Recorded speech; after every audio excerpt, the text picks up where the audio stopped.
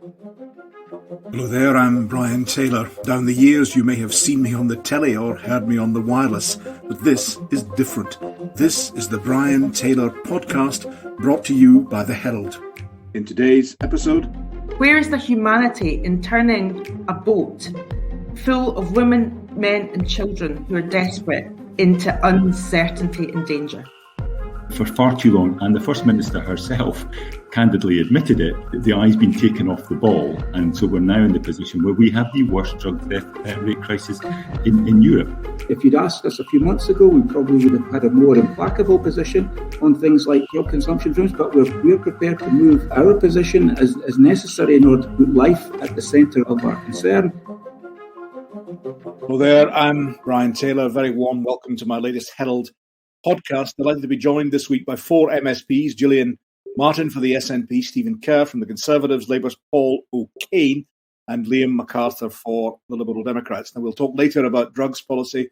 We'll talk about that appalling migrant tragedy in the Channel. But first, an issue raised at Holyrood by the Labour leader Anas Sarwar. He reported that two more children, according to clinicians, had died at Glasgow's Queen Elizabeth University Hospital from infections acquired while in the hospital.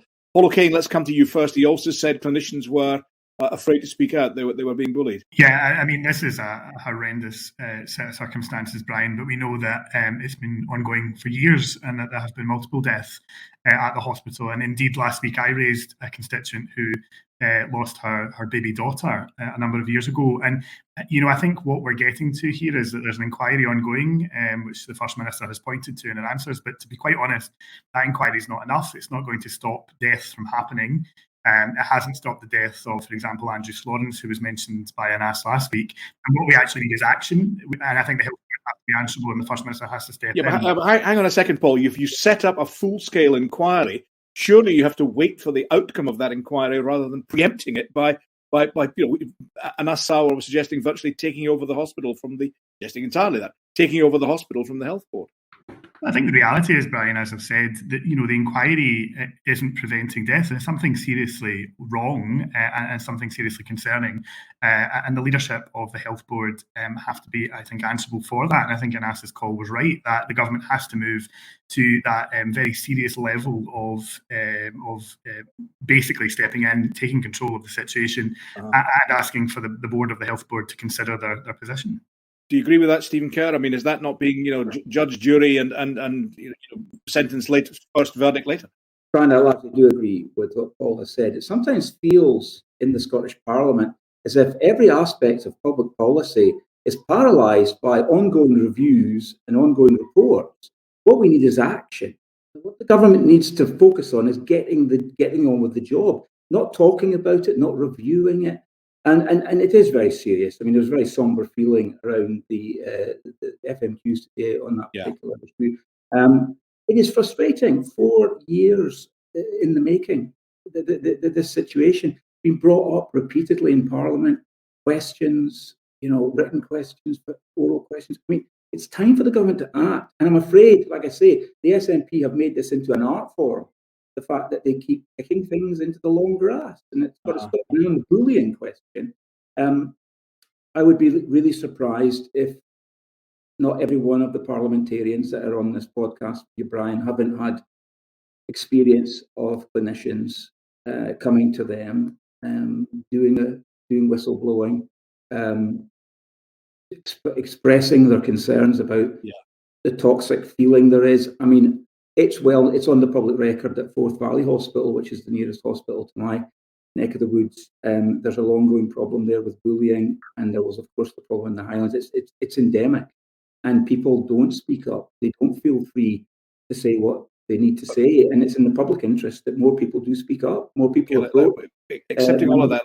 Thanks. Accepting all of that. Let's move to Liam McArthur. I even accepting all of that.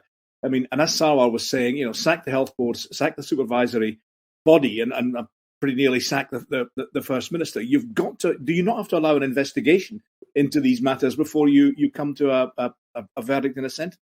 Well, I mean, I think as Paul and Stephen have rightly identified, I mean, the what has been happening here has been quite astonishing in many respects. And one of the worrying aspects is not just that it's happened, but there does appear, as Stephen rightly says, been either a culture of bullying or an inability among senior clinicians to raise concerns internally through due processes or even through the review process that has been ongoing. I don't think necessarily Anas was saying today something that we haven't heard in relation to other incidents in the past, where there is a review and ministers quite rightly will want to wait to see what recommendations are brought forward through the review, but that hasn't prevented them taking quite dramatic action in some instances ahead of time. And I think at the moment, in terms of rebuilding public confidence, but also confidence within the hospital and within the health board itself, I can't see how that is gained without some fairly dramatic action by ministers recognising the seriousness of not just the allegations that are being made, but actually the incidents that quite clearly have taken place within this hospital. Gillian Martin. Do you know, you can't fail to have sympathy for the calls for action when you're listening to the sort of cases that Anas brought today. Of course, we all, we've all got families, and these things are devastating. That is one side of it, but the other side of it is, what do you do about it? So if the government weren't to ask for an independent inquiry, I imagine Stephen, Paul, Liam would be saying, why is it not independent? It should be an inquiry. You need to let these inquiries take place and then take action. But at the same time, I do have sympathy when you say, well, we've stepped in before. I believe Tayside was stepped in before. And I guess, as a result of potentially of some of the things that Anas has brought to the chamber today, people will be thinking, okay, so we have to look at this. I don't know what the behind the scenes, but inquiries are there to find out root and branch what the problem is. If there's a culture of bullying, that will be wrung out. And it's not just in that part of. Go on, Stephen. Go on, Stephen. It's not just in that part of Scotland that these reports of bullying, the kind of toxic environment that was mentioned today. There's something far wrong in the NHS in Scotland generally. The Highland Health Board as well, wasn't it? Yeah. Yes, Highland, and I've mentioned Forth Valley that I know something about, and it's not helpful. And I don't think, Gillian, you are saying that we should hide behind process. When action needs to be taken, to quote a great Churchillian line, it should be action this day. And sometimes, but what action? You have to cut through process and take action. Let's go back to Gillian. Gillian, you're saying that what action? Yeah. What action? And that's the thing. That's what an inquiry will report on. What action? To quote another Prime Minister, Harold Wilson, who said public inquiries can take minutes and waste years. Is there not the need for an urgent action? You seem to be sympathetic to the idea that perhaps there is a need for urgent intervention in this case. I think, as I said, everyone's sympathetic. Everyone wants answers. And if there's people in that particular health board that are promoting a culture of bullying or hiding anything, those people need to be shaken out. Yeah, Paul, then Liam, and then I'm going to move on. Paul, then Liam. Paul. Not only a culture of bullying, I think, for staff, but we have to listen to what families are telling us about their sense that there's a culture of a cover-up, that they've been stonewalled when trying to get answers, about the death of their children, which is horrendous, as I've said already. So we need to listen to what families are saying, and they want direct action now to deal with what is a culture of cover-ups. And trust has been irreparably damaged, I think, between these families and the health board, and that's why they don't have faith in the inquiry process either. I was going to make that point. There was a bit of an issue at the end of First Minister's questions when there was a debate about whether or not the health board were in the most extreme level of oversight. And I think, I don't know the members of the health board. I'm the last person to make a judgment on them. That in a sense is for the review, but is also for them themselves. I mean, I think Paul's point about the confidence, not just at the public, but patients and their families, but also staff members have in them to be able to turn this around. And I think we're at the stage now where I think there's such serious questions in that regard, that whether or not it's ministers taking action or individuals themselves on that board, seeing that whatever their skills, whatever their expertise and their merits, actually are they the right individuals to turn this situation around? Okay, I'm gonna thanks all for this. I mean, I suspect we could take the entire program with this. I'm sure we'll return to it, and we'll return to it on this podcast. I want to move on to another topic, a tragedy of a different nature, but also causing extreme concern among the public and among parliamentarians, both at Westminster and at Holyrood, because urgent talks are underway between Britain and France in an effort to resolve what we can just describe as a migrant crisis. 27 people tragically losing their lives trying to cross the Channel to get to a new life in the UK. Priti Patel, the Home Secretary, said she'll do whatever it takes, but urged MPs to support a bill to make the asylum rules perhaps tighter. At Holyrood, Nicola Sturgeon was asked about it and argued that safer access for migrants must be found. Stephen Kerr, we all express huge concern for these terrible losses. What is the way to try and resolve this as an issue in your view, Stephen Kerr?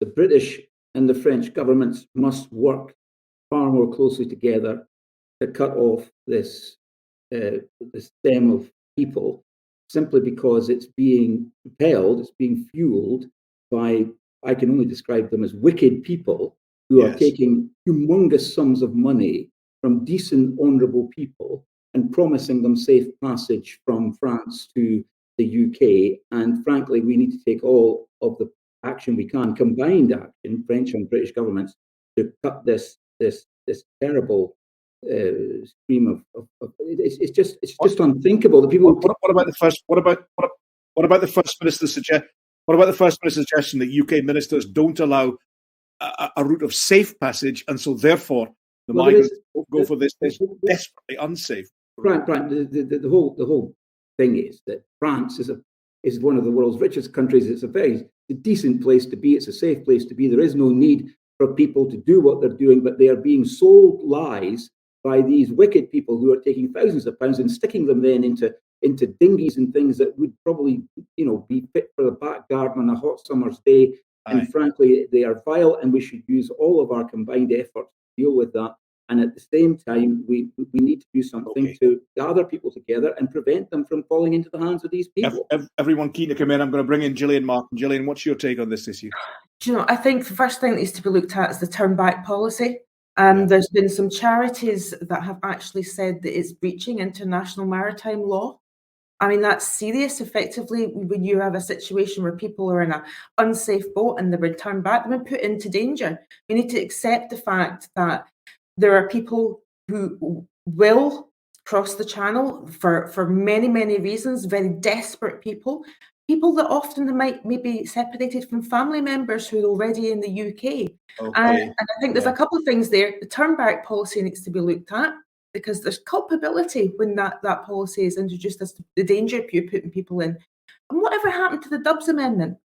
Whatever happened about the child refugees that were with the 3,000? No, Gillian, you're confusing the issues here completely. We really are confusing the issues. This is an issue about a trade in human beings. This is about people being sold lands for dreams. There are people exploiting people. It's worse than that. You made your point. I'm making some other points about this situation. I am making some other points about how we can stop people from dying in the Channel. Don't conflate them. And turning them back into danger is something that really seriously needs to be looked at. Brian asked what should be done, and what should be done is we need to get to grips with the people that are creating this traffic in human life, and these people are reprehensible. And Liam McArthur, you're screwing your face up at that suggestion. Yeah, I mean, I think because, to be honest, I agree entirely with Stephen's assessment that the French and UK governments need to be doing more and more collaboratively. Can I also commend Stephen on referring to them as those that are being put at risk in this way as decent, honourable people, and frankly contrast that with some of the dog whistle language that the Home Secretary has been using over recent weeks. Now, look, I think that is highly regrettable, and I think many of Stephen's colleagues would agree with that. But there isn't a single solution to this. But I think without recognising that 98% of those crossing the Channel are seeking asylum, the numbers are there as a result of what is happening in conflict areas where we have had an involvement and we've had a responsibility that we haven't faced up to. So providing those safe and legal routes. Liam, to pick up Stephen Kerr's point, why do they need to cross the Channel to seek asylum? Why can't they seek asylum in France? Well, whether it's, I'm not arguing where the process needs to take place, but unless you provide those safe and legal routes, I don't think it's reasonable to say you need to stay where you are if ultimately where you are trying to get to is the UK. I mean, we're talking about some individuals who've pitched up on our shores who were heavily involved in supporting UK armed forces in Afghanistan, and who have been sitting waiting in Afghanistan or neighbouring countries for the UK Home Office to process their applications to come to the UK. So Liam, you're not. We can speak in generalities here, okay, but unless Paul O'Kane, what do you make of this topic? You know, quite frankly, we've had complete inaction from the Home Secretary, and what we've had essentially is, Liam's quite right, her dog whistle, and often quite frank, shocking things that she said. And the reality is, I'm sick of listening to that. I'm sick of hearing about turning back boats, about the criminalisation of potentially the RNLI. That's shocking. We're talking about people's lives here. You know, again, children dying in the Channel. What we need is the Home Secretary to get a grip and start to do some of the things that Stephen's talking about. You know, the reality is negotiating. But Paul, are you not also talking, as Stephen Kerr said, about deliberate criminality and huge profiteering of the back of these migrants who are being encouraged to take a route that in this case has led to them? But what exactly has the UK government done to tackle these criminal gangs? You know, what action has the UK government taken with France in terms of targeting these criminal gangs, and not just speaking in generalities, but actually, you know, looking at the issues? Human trafficking is a huge issue. Modern slavery is a huge issue. I don't see anything within the bill that's actually seeking to deal with these issues in the round. And that's the national Stephen Kerr, I promise you get back in. Stephen. The United Kingdom has been a global leader in tackling the scourge of modern slavery. So let's say that and leave it there. And the other thing is, in terms of the UK government acting with the French government, the UK government has undoubtedly been giving the French authorities, local and national, considerable sums of money in order to pay for the additional levels of cooperation that we're looking for. And what needs to happen now is that cooperation needs to be seen on the ground to work. And the reality is, and Liam kind of ducked the issue here, these good people, they are decent people, many of them very qualified, very skilled people, would be an addition to our society. I don't deny it, but there has to be a proper process to this. People have arrived on that French coast and have passed often through several countries that are members of the European Union, that are very good countries to be in. Many of us go on holiday to those places, let's be frank. They're not hellholes. They're not some kind of suburb of evil that they may be fleeing from. And the idea that the idea that they couldn't claim asylum there is spurious. Take your point. Liam McArthur, then Gillian Martin. Liam. I think the problem is if you create a hostile environment and you ask Home Office officials to operate within that hostile environment, they will take decisions that are leading to the sorts of conflict. Not exclusively, Stephen. There are other factors at play here, and I think we've all acknowledged that. But unless we sort out the issue of more safe and legal routes for those that are looking to claim asylum, now whether they do it in Afghanistan, whether they do it in neighbouring countries, whether they do it in France, is largely immaterial. But unless we provide a message that's coming out from the Home Office that's not talking in such derogatory terms about migrants, as opposed to, as you described them, decent, honourable people they are. Who have a legitimate claim to make, and that would be processed in a timely, expeditious fashion, then we cannot be surprised when we're seeing the sorts of scenes that we're seeing on the Channel.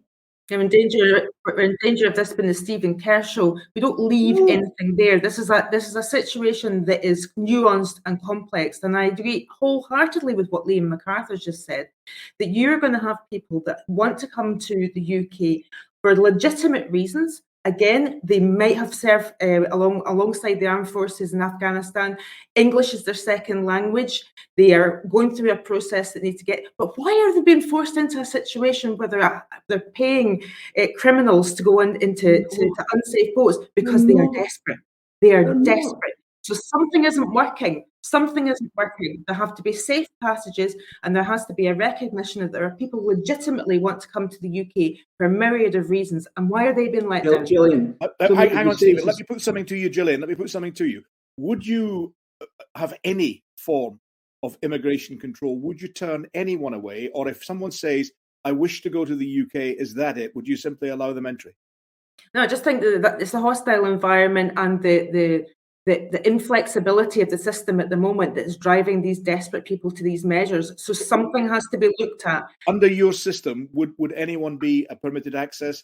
I don't have a system as that. I'm not saying open the doors to everyone, but do not turn back boats in the middle of the channel in the winter to danger. That's what I'm saying. There has to be safe routes, and there has to be a look at the system that is letting down people with legitimate reasons to come to this country. But you understand that if you allow every one of these boats to land, and every one of the refugees and migrants on those boats to gain access to the UK, in a sense, I understand the other argument, but in a sense, you're encouraging the profiteers to continue to make profit. Correct. But it's not an either or, and you've got these illegal gangs and something. I mean, I agree with Stephen Kerr in that front. There are people profiting from people's misery. That has to be dealt with. Of course, it has to be dealt with. If it's not been targeted properly, then there has to be closer cooperation from the jurisdictions that they're operating in. But the other side of the coin is the turn back policy is legally a little bit on the dodgy side. Well, that question, of course, that question has been raised by charities who do know what they're talking about. And there is it's a humanitarian crisis. Where is the humanity in turning a boat full of women, men, and children who are desperate into uncertainty and danger? Thank you, Paul, and then Stephen Kerr. Hang on a second, Paul. Okay. The point is, I go back to the work, there's not a workable deal with France. There needs to be a workable deal with France in order to target these criminal gangs more effectively. And actually, bilateral agreements more generally, there's nothing in the Borders and Immigration Bill that deals with the replacement of some of the existing agreements that came from the European Union, the Dublin III agreement, for example, on bilateral action to deal with this. Also, I think more broadly, we have to look at the decisions that have been made further upstream. The cut to international aid has been a huge issue, which has stopped many excellent refugee agencies doing work in countries around the world to support people and to find safe and legal routes. So the reality is, these decisions have an impact, and we need to be better at our bilateral and unilateral agreements across the world. Stephen Kerr. Well, I think I can only say what I've said already, and that is, listen, I agree with Paul. And Liam and Gillian, the UK and the French governments, they need to work together. Absolutely, we agree with that. I think there needs to be more bilateral cooperation.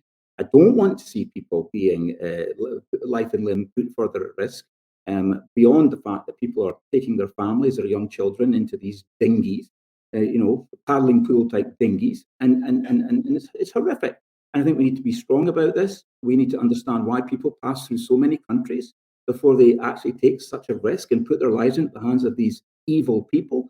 And there's much to be done, but let's not get carried away. I think, Brian, you're absolutely right. There has to be an immigration policy. We have to have criteria by which we assess things. Even asylum seeking needs to be assessed on some criteria. Mm-hmm. And at the end of the day, we're not going to be in a position, and we shouldn't be in a position, where we open our borders unilaterally to everyone who wishes to come here. And we need to understand. We really do need to understand that the UK plays a very prominent part in the world in terms of international aid. Paul introduced the 0.2% cut, and many of us, I think all of us, would rather not have taken that backward step. It was a backward step. The government has admitted that, and we do a lot of good in the world. We do a lot of good on the ground in the countries where people are fleeing from, because ideally we want to create a condition in some of these hot spots, some of these troubled places where people feel that they can stay in their home countries, they can stay in their neighbourhoods with their families, because very few people volunteer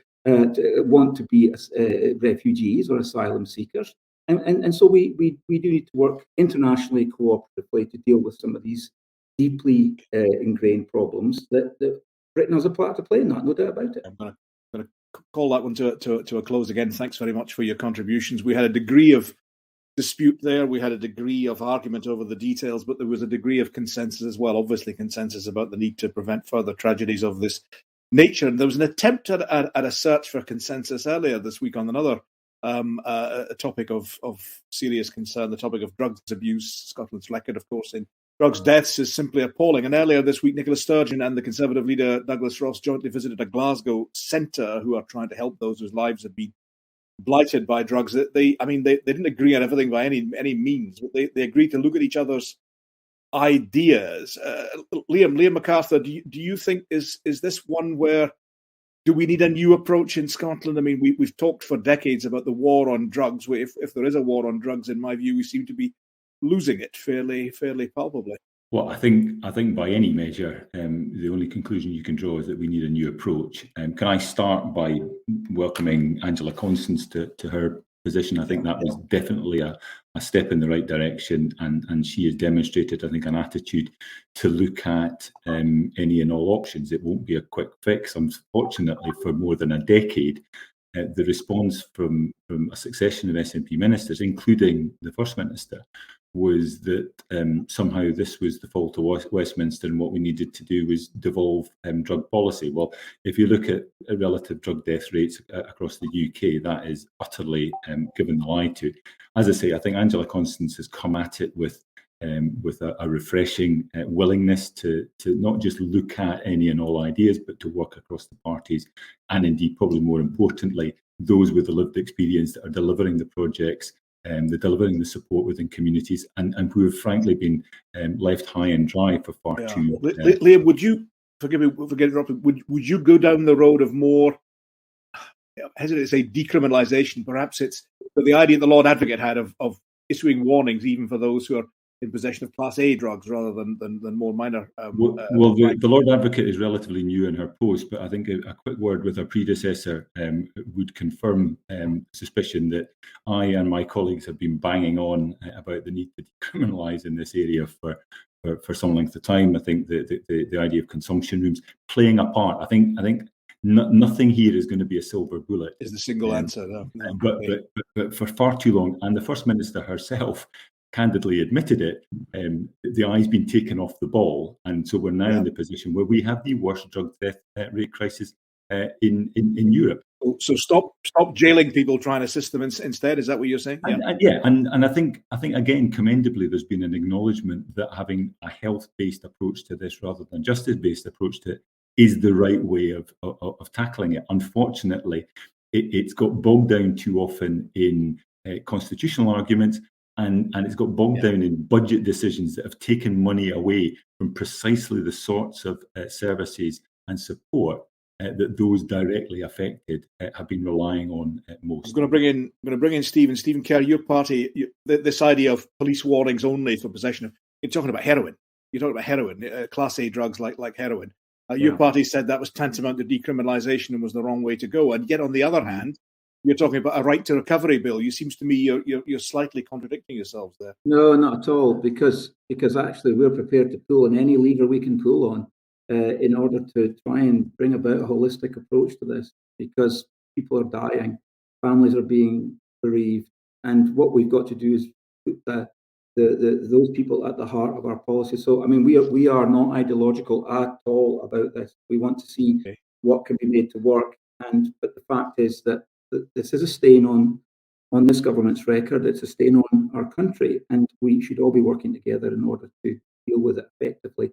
And it's right that we should take a health approach to this. Absolutely is. But yeah, my party, and certainly myself, speaking for myself, I am having had again its constituency dealings with families who are living in streets, which it's hard not to think they've effectively been turned over, or at least parts of those streets have been turned over to drug dealers. Yeah. And I don't want to give the streets over to any of these people. I mean, I seem to go on a bit of a kick today about people who pervade in the trade of death. But frankly, these people, that's literally what they do. And so I don't want the police to step back from dealing with the people who push the drugs. And you think if they're only issuing warnings, that's stepping back. But what good does prosecution do? They end up in Barlinnie where they get access to drugs. Because you effectively have given a line in patter to these vile people that are trading in drugs to say it's all right, you can take this amount because you're not getting into any bother. And I certainly don't think that we should. I certainly don't think that the answer, just before anyone jumps in to say this, I don't think the answer is that we prosecute people who need help. But we need to give help to people. We're not helping them by making it easier for people to get those drugs on the streets and into their hands. I think we've got to take a holistic view, and that means health and it means law enforcement. Paul and then Gillian. Paul okay, and then Gillian. I think we are beginning to find a degree of consensus on the issue. And I think Liam's point is absolutely right, that for too long perhaps we've got caught up in whose job is it to do what in terms of the constitution, or and there's been issues around funding. But I think what we need to do is absolutely look at that basket of measures. If we're taking a health approach as well, we need to look at the fundamentals. What are the root causes of addiction? And those, as we know, are often poverty and toxic stress for a lot of people. For me as well, I think we've got to advocate local services being well funded, and that's got to be about council interventions, early interventions, good social work, all of those things that have suffered, I think, from local government cuts over many years. If we don't have the basics right, then we can't do the rest, And I think an important expression of the consensus that we are all trying to build would be that everyone will look at and feed into the process of delivering a right to rehab, a right to recovery from addiction measure that means that people get the treatment that they need when they need it. Because at the minute, Nicola Sturgeon said she'll look at that. Will your party look at consumption rooms, the idea of places of safe consumption under supervision with the concomitant backup offer of help? Will you look at that?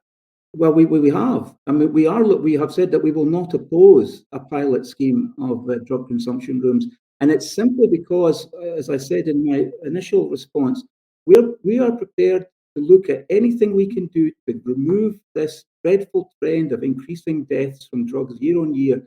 And yes, I mean, if you'd asked us a few months ago, we probably would have had a more implacable position on things like drug consumption rooms, but we're prepared to move our position as necessary in order to put life at the centre of our concern. Right. Thanks. And that means I hope that other parties will do the same in terms of feeding into the right to recovery. Gillian Martin. Yeah, I'm actually really heartened to hear the contributions from everyone, because I think that Stephen is right. I think previously there has been an implacable and very justice-led view from the Conservative benches, and I don't think that's been entirely helpful. So I think Monday, I mean, although it was, quite pressy and it was a protocol. Let's not mock it up. It was a protocol. Yeah. But it symbolises something. It symbolises that regardless of party affiliation, we're all wanting to get solutions to this dreadful problem that we have in Scotland. We need to look at the root causes that drive people into addiction and the misuse of substances that harm their health. We need to look at lots of different solutions and to get people into the health streams that can help them. I think safe consumption rooms is a way of doing that. So you're actually having these other interventions in there that can help them in other parts of their life to actually come off drugs safely. So you don't just get a warm place to take heroin; they actually get. That's exactly it. I mean, it's been proven in other areas that you're actually intervening into people's lives because they will not go to services otherwise that can help them. And it's not just about rehab either, and residential rehab, because one of the issues with the residential rehab haven't been the aftercare when they come out of rehab and then they go back into the communities and seeing the people in their communities that have been a problem in their life. And so you have to look at all these different areas. It's great to hear that we're all going to sort of almost drop the rhetoric, drop the kind of rhetoric around particularly criminalising people, because people are going to take drugs regardless of the criminalisation. But what happens to them when they're put into the criminal justice system is they're not helped to get over their addiction. And they're Gillian, hang on, Stephen. Liam, here's a devil's advocate point. Gillian's talking there about the neighbourhoods and those around them. If you're a drug user, a drug abuser, a serious drug abuser, it'll be only one of a series of elements in what is probably a pretty chaotic lifestyle, that is probably very disturbing to your immediate neighbours. Okay, we're saying the health route and the education route. I understand that and I appreciate that. But sometimes if you put them in prison, at least you give the neighbours a bit of a break. What about that? We can't use our prisons as respite here, Brian. I absolutely get it, but there isn't a quick fix to some of these individual stories. These are individuals leading hugely chaotic lives, and the impact they have on those around them, whether it's family members, whether it's neighbours, whether it's the wider community, it is undoubtedly hugely disturbing and can cause all manner of problems. But if we stick them into the criminal justice system, if we lock them up, if we refuse to engage in the sorts of measures that will support them to lead not necessarily particularly unchaotic lives, but reduce the level of chaos, give them more of an opportunity to play a slightly more positive role within their community. And in terms of the longer term benefits, not just to them as individuals, but to their families, but also to the wider community, I think that's a far better investment than the very... Because Gillian's right, you can't just fix the Gillian, then Stephen. Gillian Martin. Can I add one thing to what Liam? Not only that, in many families, when mum is convicted, you are effectively adding extra chaos to her children's life, and the cycle will repeat and repeat and repeat, because what you'll find with a lot of people who have problems with drug use is a result of their adverse childhood experiences. And if you're taking away parents from a home, you're actually, a parent going to prison is an adverse childhood experience, and that needs to be factored into how we deal with this. Thanks for that. Stephen Kerr. I certainly don't want us to think that arresting people that are using drugs and saying that the prison is the answer. It's not. But I also hope that my fellow parliamentarians would agree that we ought not to be soft on those that are known to be trading in drugs. Yeah. And in the most unlikely parts of Scotland, I'm afraid you will find houses that are known to everyone who lives in the neighbourhood that is where drugs are being bought and sold. And I would like us to give the police the resources and the powers that they need to deal with that, because there are some people that should be in prison, and those are the people that are making profit on the back of the addiction and the misery and the death of people who are on drugs. So I hope we'd also agree on that. I don't think we should be sending a message that says that we're going to become weaker on justice in respect to those who are the purveyors, the pushers of drugs. Paul O'Kane, presumably there is agreement on that. The pushers get targeted. Well, of course, I think absolutely we need to look at who is supplying the drugs and what that does to communities. And I think there's a fundamental issue. Stephen's right in terms of rural communities particularly being impacted now more than ever. We know about county lines. There's still, I think, further work to be done in terms of getting to the root causes of how that happens. And also, I think, again, going back to my original point about what happens in communities around diversionary activities at the very earliest point for young people, so that they don't end up being drawn into a lot of these activities which are so damaging and so damaging to communities as well. Okay, thanks all. I'm going to close that discussion. Thanks, that was tremendous. I really think we made progress there. I'm going to close with one other topic that is it's serious, it's grave, it's important, but it also has perhaps a source of innocent merriment at its core. Yes, we're talking Peppa Pig, better known as the Prime Minister. That remarkable speech earlier this week in which he lost his place and found the joys of cartoon characters as a replacement. And of course, the suggestion that was put to the First Minister, which we resolutely denied as only she can, that she was not long for the job and might be seeking pastures new. So both the Prime Minister and the First Minister this week having to say, to disappoint their opponents, I think, as Nicola Sturgeon put it, and say that they're definitely staying where they are. Gillian, do you think either is going quickly? Who will go first? The Prime Minister. Let's be really naughty. Gosh. Who will go first? Peppa Pig or the First Minister? I don't know. I think it's going to have to be Boris Johnson, because I think that privately there must be quite a lot of Conservative parties with their head in their hands about what happened the other day. It's one thing to turn up late to an after dinner speech and do the whole bumbling buffoon bit for the laughs. He's the Prime Minister. My goodness, that's a serious job. It demands a serious person. So yeah, it won't be the likes of me that necessarily will be getting rid of Boris Johnson. I think it will be the likes of Stephen's pals. Do you think, Gillian, that the suggestion was that there's buyer's regret among some of those who backed Boris Johnson for the premiership? I guess he's performed a function, the whole oven-ready stuff and the get Brexit done and the bluster, whatever. He's probably performed his function. It's maybe time.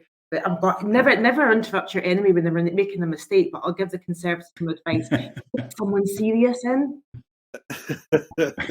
Liam, who's going first, the Prime Minister or the First Minister, and why? Well, I think to quote another truism, it's one of those contests where it's a shame there's got to be a one winner. I think the problem with the Prime Minister at the moment, it's certainly been priced in by some of his colleagues and seemingly, if you look at the polls, by a lot of the public. But there must come a point. You don't think they're taking wagers on the PM going, do you?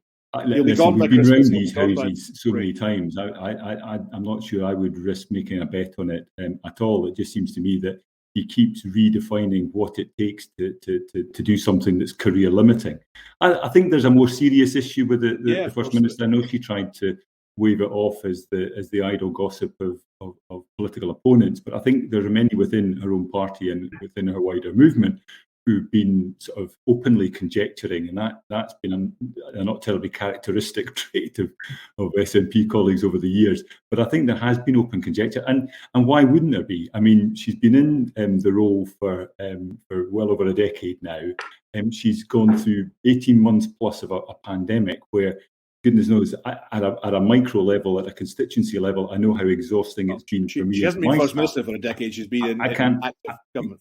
Absolutely. So I don't think it's unreasonable for even people without a political axe to grind to be asking that question. But I'm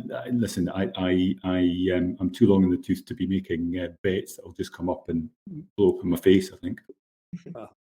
Paul, who's if you were a betting man, I'm sure you're. If you were a betting man, PM out first or FM out first?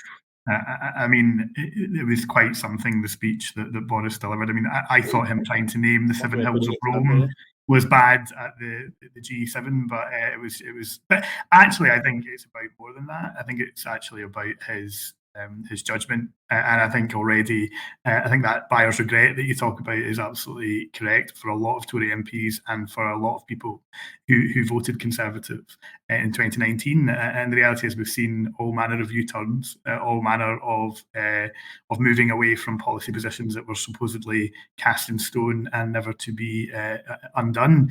So serious questions there. I think Liam's characterisation, I think, is quite right in terms of the First Minister. But I think yet again, what we've seen is on the eve of yet another SNP conference. I mean, I don't know how Gillian keeps up with them. They seem to have one every other month. We've got the First Minister talking about herself and talking about her future, rather than perhaps talking about some of these really serious issues that we've been discussing this afternoon, which I actually think is where the focus of the government needs to be, and not just on the internal struggles of the Scottish National Party. Listen, you should complain. I've been attending SNP conferences since 1978, which is a lot longer than anybody else here, including Gillian Martin.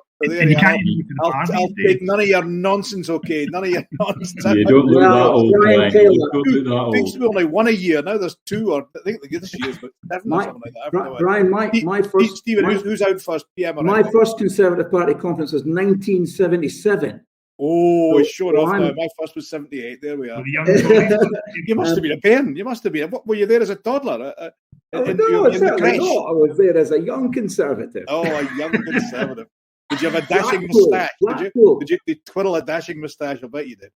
No. I've never been able to grow a moustache, if I'm honest with you, Brian. But it was Blackpool. When we used to have our conferences at the seaside. Look, I think, first of all, I think none of us should underestimate either of these politicians. They're at the top of their game for a reason. But I think there's no doubt that the First Minister is nearer the end than the beginning. And I think that the comment that was made earlier by Liam was absolutely right. It is now an astonishing feature of the SNP that they are actively talking about this and disagreeing among each other, which is a welcome thing, actually, from a democratic point of view. And I don't think there's anybody within the Tories talking about the future of Boris Johnson. I am talking about the SNP. I'll bet you are. Yeah.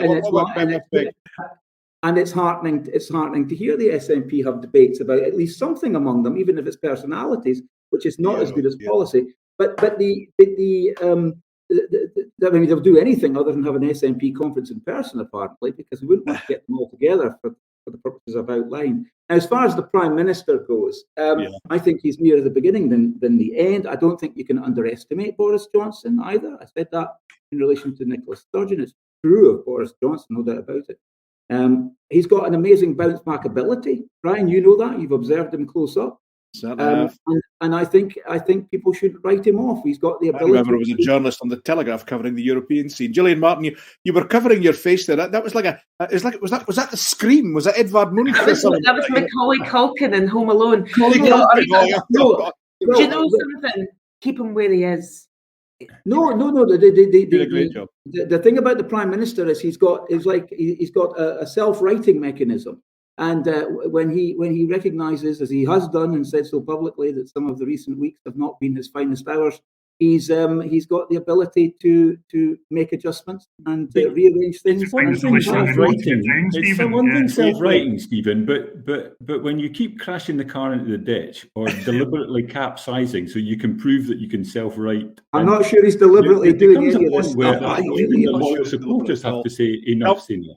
Chums, I'm gonna call you all to a halt. Thank you very much for the slightly jocular approach at the end and the wonderfully serious approach to the grave topics we discussed earlier. When it comes to cartoon characters, I prefer Poor Willie or Moby Dosser. From me, Brian Taylor. This podcast was brought to you by The Herald. Take 20% off an annual subscription to The Herald with our exclusive podcast code. Just add Herald Pod 2021 to your basket and get instant, unfiltered access to our website. And you can also get involved with the Brian Taylor podcast as well. Tune in on Facebook, Twitter and YouTube every Thursday afternoon to catch Brian and his panel chat live and ask your questions to the people across the political scene.